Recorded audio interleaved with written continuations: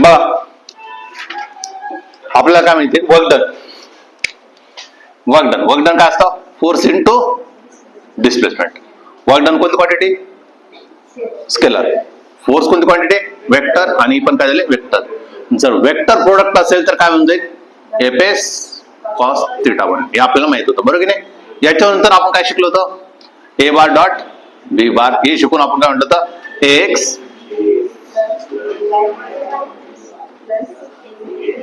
काल आपण हे क्वेश्चन घेतले होते बरोबर आहे. कालचे क्वेश्चन आपल्या याच्यावरच होते चल आणि पोझिशन वरून पण आपण काढले होते. आताचं क्वेश्चन काय पीवाय क्यू असं बघ काय म्हणतो me if 5 Newton force required to make 4 meter displacement having 10 joule work,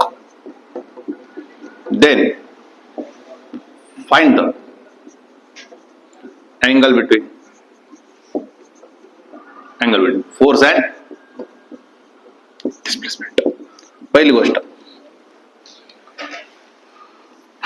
work done काय असतं फोर्स इंटू डिस्प्लेसमेंट. थीटाची व्हॅल्यू 0 आली तर वर्क डन कसं लिहितो आपण डायरेक्ट पॉझिटिव्ह लिहितो बरोबर की नाही फोर्स इंटू डिस्प्लेसमेंट. थीटाची व्हॅल्यू जर 90 डिग्री आली तर वर्क डन किती बनत होता तुमचा 0. थीटाची व्हॅल्यू 180 डिग्री आला तर आपण काय लिहितो मायनस एफ एस. क्लिअर आहे इथपर्यंत. फोर्स आणि डिस्प्लेसमेंटचा जर मी प्रोडक्ट केलं तर मला काय भेटलं पाहिजे वर्क डन भेटलं पाहिजे. आता प्रॉब्लेम काय झाला मला फोर्स आहे आणि 4 मीटर डिस्प्लेसमेंट करतं म्हणजे 5 चोक 20. आपल्याला माहित असणं गरजेचं आहे फोर्स इंटू डिस्प्लेसमेंट जर पॅरलल असतं थीटाची व्हॅल्यू 0 आहे तर पॅरलल असतं तर तुमचं किती आलं पाहिजे 5 चोक 20 आलं पाहिजे नव्हतं. म्हणजे इथं 5 चोक 20 आले का वर्क डन किती झाले 10 जूल. म्हणजे पॅरलल तर नाही एवढं तर कळतंय. अँटी पॅरलल साठी -20 जूल मारला असतं पण तो पण नाहीये. आणि जर 90 डिग्री आला असतं तर वर्क डन 0 आला असतं पण वर्क डन 0 पण नाही. म्हणजे एवढं तर कन्फर्म आहे. काय कन्फर्म आलं तो इन बिटवीन 0 अँड 180च्या इन बिटवीन कुठेतरी असेल. पण शुअर आपल्याला झालं की तो पॅरलल पण नाहीये अँटी पॅरलल पण नाही आणि परपेंडिक्युलर पण नाही. एवढं तर कन्सेप्ट क्लिअर आहे. बघा मी काय म्हटलं मग वर्क डन इज काय F S cos theta. Work done किती रे 10 जूल. फोर्स किती आहे 5 आहे गुणिले किती 4 आहे. कॉस किती थिटा आहे म्हणजे किती झालं 10 आहे म्हणजे किती झाले 20 आहे म्हणजे किती झालं कॉस थिटा आहे. 0 0 गेट कॅन्सल 1/2 आहे म्हणजे किती झालं cos theta. Therefore cos theta जर मी म्हटलं थिटा जर विचारलं तर किती होणार आहे कॉस इनवर्स ऑफ 1/2 म्हणजे किती आला 60 डिग्री. किती येतो ऍक्च्युअल मध्ये 60 डिग्री. काय डाऊट आहे सिंपल क्वेश्चन होता पीवाय का फक्त व्हॅल्यू चेंज असतं आपल्या. बघा अजून लास्ट क्वेश्चन या टाइपचा इफ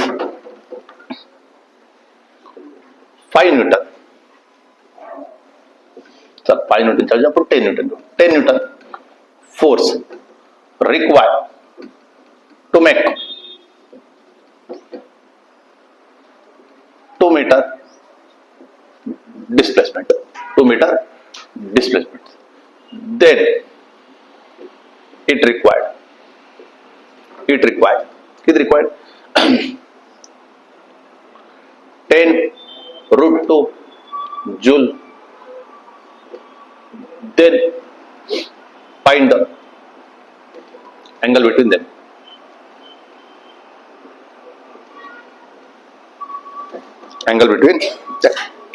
बघा काय दिले फोर्स दिलेला आहे आणि काय दिले डिस्प्लेसमेंट दिले. परत तोच झाला ना 10 गुणिले 2 केला असता किती आला 20 आला पाहिजे नव्हता पण 20 तर नाही. म्हणून काय म्हणतो मी वर्क डन काय एफ एस कॉस थिटा आहे. वर्क डन किती 10√2 आहे. फोर्स किती आहे 10 आहे. एस किती आहे 2 आहे आणि किती मग 10 गेट काय बोललं √2 काय 2 कॉस थिटा. मग काय म्हटलं मी √2 डिवाइड बाय काय 2 बरोबर किती कॉस थिटा.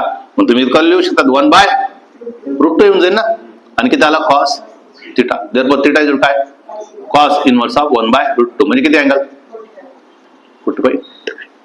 काय डाऊट आहे? सिमिलरली अजून काय क्वेश्चन मध्ये काय म्हणून जाईल, इथं काय 10√3 10√3 आणि त्याच्यानुसार क्वेश्चन बदलेल. क्लिअर आहे? Simple question. ठीक आहे.